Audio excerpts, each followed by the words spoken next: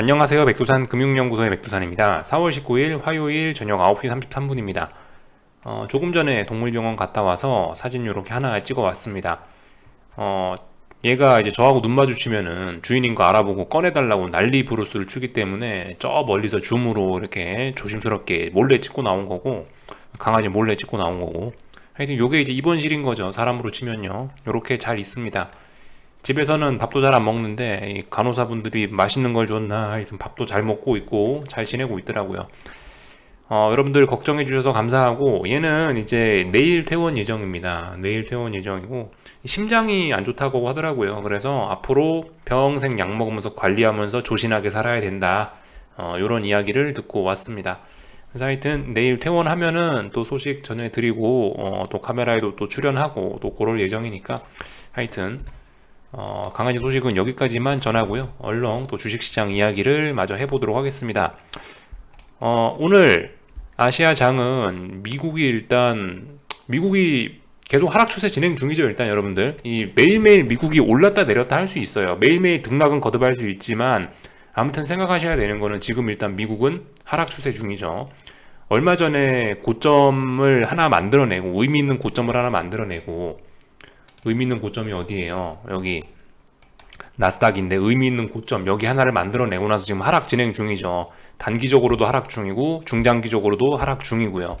그렇게 하락 중이기 때문에 아무튼 뭔가 좀 부정적인 영향을 아시아도 받을 수 있겠다라고 생각하시면 좋겠죠. 어젯밤에 이렇게 하락한 거, 물론 이게 어제는 하락 마감하긴 했는데 낙폭도 적고 오히려 중요한 지지선의 지지력을 테스트했기 때문에 저는 미국장이 그렇게 어젯밤 분위기가 안 좋았다라고 보지는 않습니다. 아무튼 근데 중요한 거는 이제 금리가 오르고 달러가 계속 오르면서, 그죠? 시장이 그 위쪽으로 탄력적으로 오르는 거는 좀 제한적이겠다, 그런 생각을 좀 하고 있거든요. 아무튼 이제 그런 애매한 분위기 이어지고 있습니다. 그죠? 하락 추세 중에 여기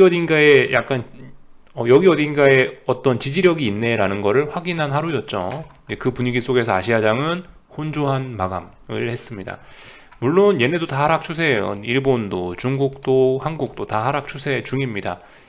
그 와중에도 보시다시피 오늘 뭐 오르는 친구들도 있고 내리는 친구들도 있고, 말씀드렸다시피 이게 지금 어떤 중요한 이슈, 뭐 큰 이슈가 없잖아요. 말씀드렸다시피 이번 주 목요일에나 어떤 좀 의미 있는 이벤트가 있다, 파워르장 연설도 있고 테슬라 실적 발표도 있고 목요일 날이 좀 의미가 있다라고 말씀드렸다. 예, 그렇게 말씀드렸죠.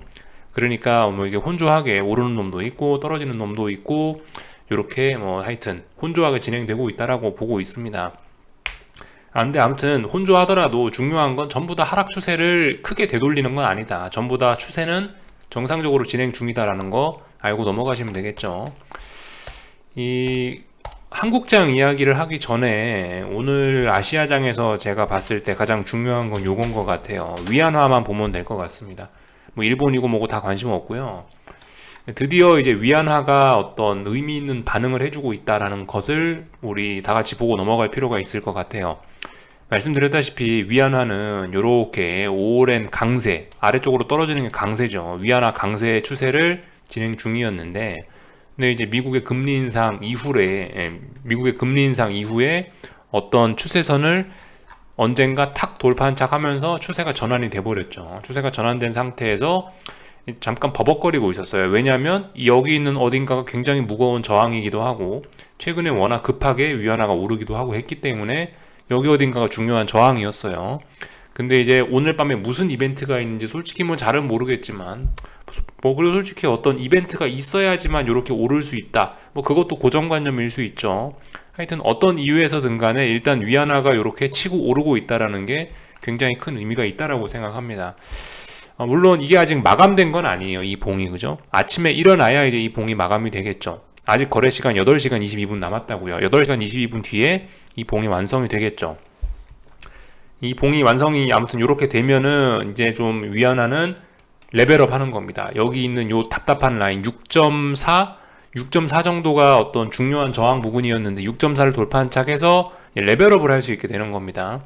그렇게 되면 어떻겠습니까? 이것도 중국에서 자금 유출이 조금 더 빨라질 수 있겠구나라고 생각하시면 되겠죠.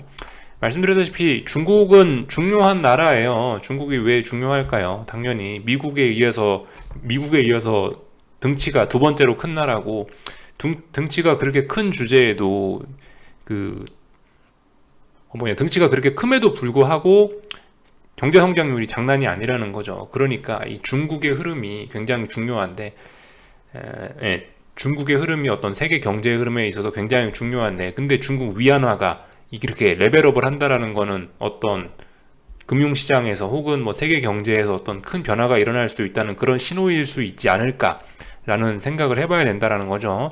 그래서 아무튼 요걸 오늘 지금 굉장히 중요하게 말씀을 드리고 있습니다.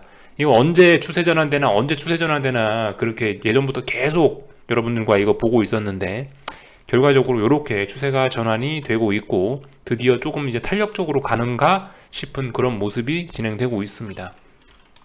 이렇게 되는 이유가 뭐겠어요? 미국의 금리 인상이죠. 미국의 금리 인상이고, 그와 더불어서 이렇게 계속 오르고 있는 금리와 달러, 이런 것들이 저 위안화에 영향을 미쳤을 겁니다.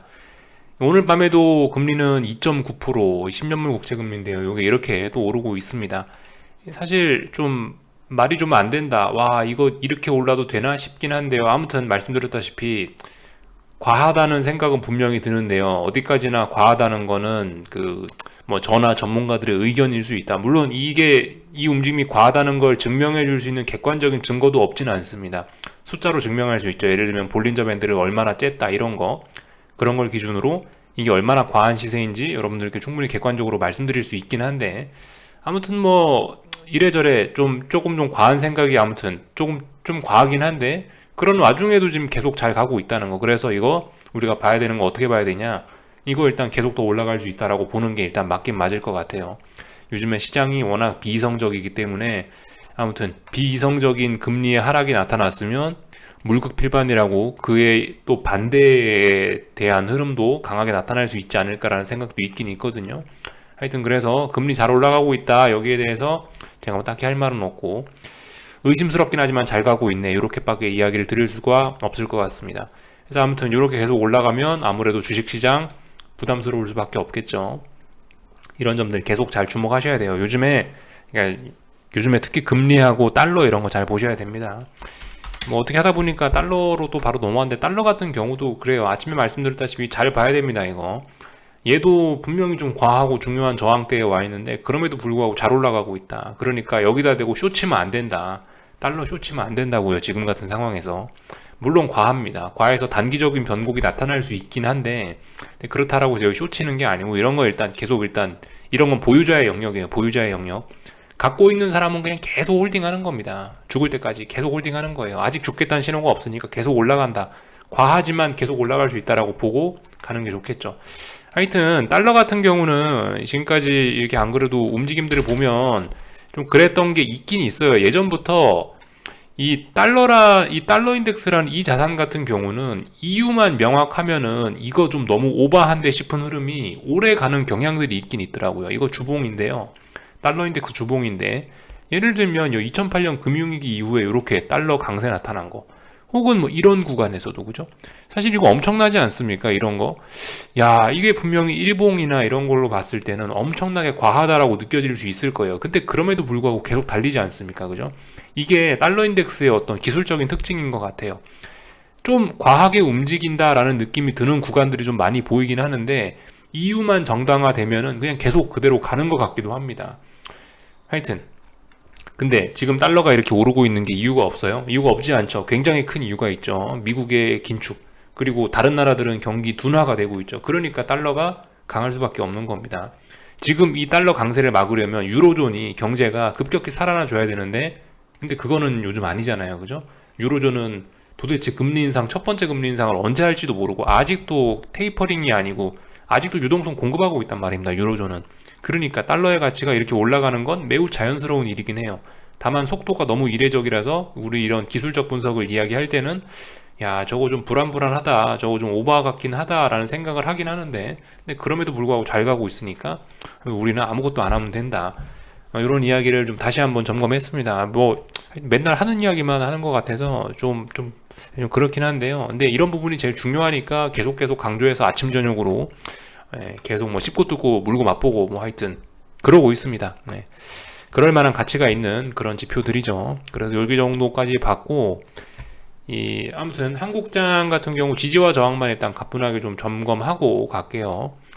말씀드렸다시피 385.5, 자꾸 말이 헷갈리죠. 358.5, 그죠? 358.5. 여기가 중요한 저항이죠. 지금까지 보시면 계속 저항해서 일단 밀렸죠, 그죠? 이번에 지금 세 번째 터치했는데, 어쨌든 무거운 저항이에요. 저항에 왔으면 뭘 해야 될까요? 저항에 왔으니까 뭔가 한 숟가락 할 수 있겠죠.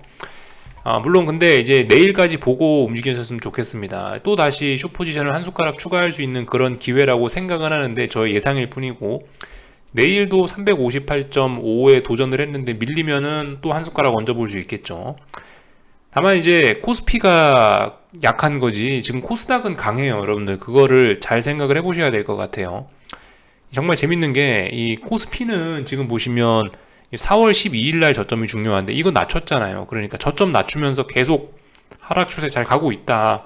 다만 이제 문제는 근데 코스닥 같은 경우는 어떻습니까? 코스닥 같은 경우는 잘 보시면 여기 4월 12일 날 저점하고 여기 비교해 보시면 저점이 높아지고 있어요. 그러니까 얘는 뭐예요? 얘는 조금 더 반등이, 얘는 이 반등이 조금 더 지속될 수 있다라고 보는 게 합리적일 수 있다고요. 그러니까 코스피는 약해요. 코스피는 이번에 4월 18일 날 저점을 낮춰갖고 요렇게 저점이 낮아지는데 코스닥은 올라가고 있잖아요. 그리고 오늘 중요한 라인이 1300인데 1300도 돌파한 차겠잖아요. 그러니까 이 이야기는 뭐다? 코스닥은 좀 더 올라갈 수 있겠다 라고 생각하시면 되겠죠. 물론 뭐 지들이 그렇게 해봐야 지금 이제 1340이라는 라인이 정말 중요한 라인이긴 한데요. 아무튼 이번에 어떤 중요한 고점을 다시 한번 만들지 잘 보긴 해야 될 것 같습니다. 1340 지난번에 터치 한번 하고 아마 이번에 어딘가에서 또 반등을 하고 어딘가까지 반등을 하다가 고점이 또 낮아지겠죠. 일단 하락 추세니까요. 여기 어딘가에서 고점이 낮아진다면 이제 다음번에 이제 또 우르르 쾅쾅 할 수도 있겠죠. 이번에 이 고점이 이번에 이 반등이 올라오고 있는데 어디까지 올라오는지 아무튼 좀 잘 봐야 될 것 같긴 합니다. 아무튼 아직까지 올라오고 싶다라고 지금 시장이 뜻을 보여주고 있으니까 거기에 맞게 일단 수능은 하셔야 되겠죠. 뭐 잘 모르시겠다 그러시면 뭐 매일매일 한 숟가락씩 얹으시든지 그거는 이제 본인의 취향에 따라 하시는 건데 아무튼간 뭐 그런 식으로 보시면 될 것 같다 이야기를 드렸고요. 삼성전자 같은 경우는 뭐 하락 추세 그죠? 잘 지속 중입니다. 제가 뭐 딱히 드릴 이야기 없죠. 고점과 고점 연결해 보시고 저점과 저점 연결해 보시면 어떤 추세선이 나올 텐데 그 안에서 뭐 하루는 하락할 수도 있고 하루는 오를 수도 있고 아무튼 거길 극복하지 못하고 있지 않냐 이런 이야기를 드릴 수 있겠습니다. 고점 잘 낮아지고 저점 잘 낮아지고 있는데 거기에다 대고 제가 뭐라고 할 말이 있겠어요. 그냥 지켜봅시다 뭐 그 한마디면 되겠죠. 그래서 한국장을 사실 요즘에 계속 이제 별로 성의 없이 이야기하고 끝내는 것 같은데 별로 할 말이 없어서 그래요. 이게 뭐 맨날 박스권에서 움직이고 이러니까 제가 여기다 대고 뭐라고 말씀을 드려야 될지 시장이 답답하게 움직이니까 저도 뭐 딱히 여기다 대고 뭐 드릴 이야기가 없습니다. 하여튼 그 시장이 답답하니까 여러분들도 답답하게 거기 맞춰서 시장이 막 용수철처럼 탕탕 튀어 움직이면 거기에 맞게 조금 액티브하게 움직여주면 되고 시장이 박스권으로 막 세워라 내워라 하면 나도 세워라 내워라 하고 같이 그냥 누워 버리셔야 되겠죠. 그렇게 하시면 될 것 같습니다.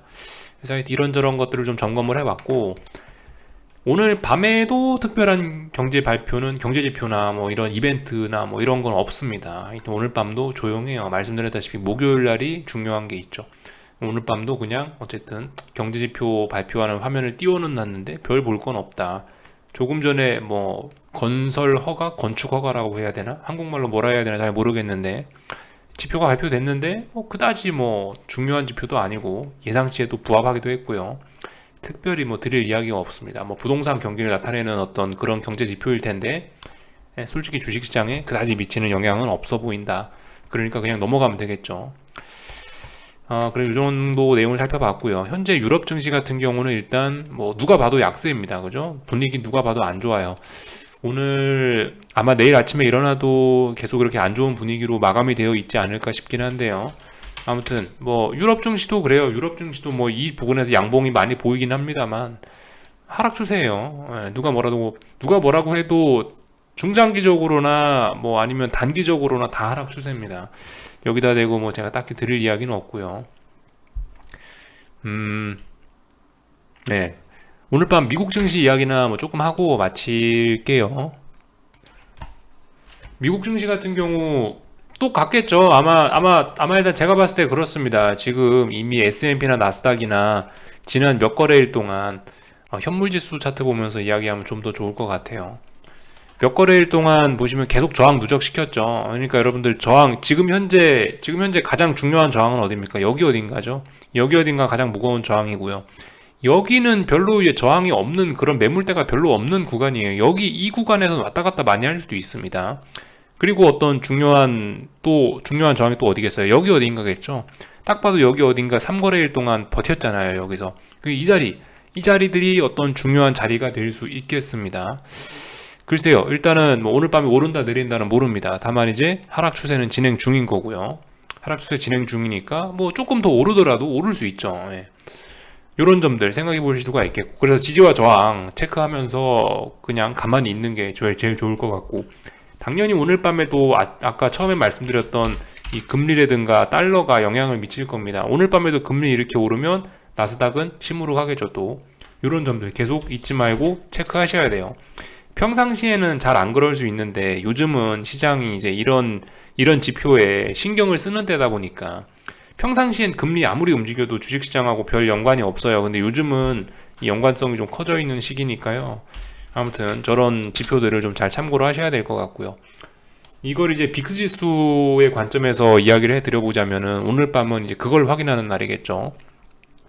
어제 빅스가 음봉이 나왔으니까 계속 죽일 건지 여기 있던 이 음봉의 기운을 받아서 계속 아래로 죽여서 다시 한번 얘가 이렇게 쌍바닥을 만드는 어떤 이런 테스트라로 내려올 건지, 아니면은 이렇게 저점과 고점을 계속 높이는 이런 상승 추세 중에 또 다시 저점 부근을 지지하는 날이 될 건지, 이런 것들 오늘 밤에 테스트할 예정이겠죠. 그죠?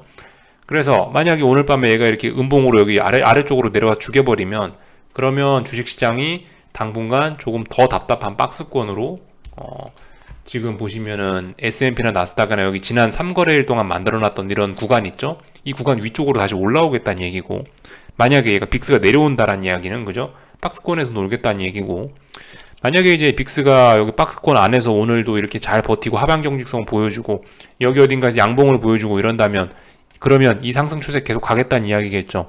계속 가겠다는 이야기는 뭐겠어요? 그러면 아래쪽으로 조금 더 시장이 쏠릴 수도 있겠구나, 이런 식으로 보시면 되겠죠. 아무튼 뭐 이 빅스 지수의 관점에서 시장을 보면은 뭐 그렇게 해석할 수도 있겠습니다.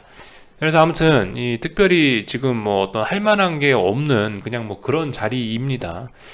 굳이 내가 뭔가 이렇게 자신이 있고 뭐 마음이 조급하다 그러시면은 반등시 매도 전략, 그죠?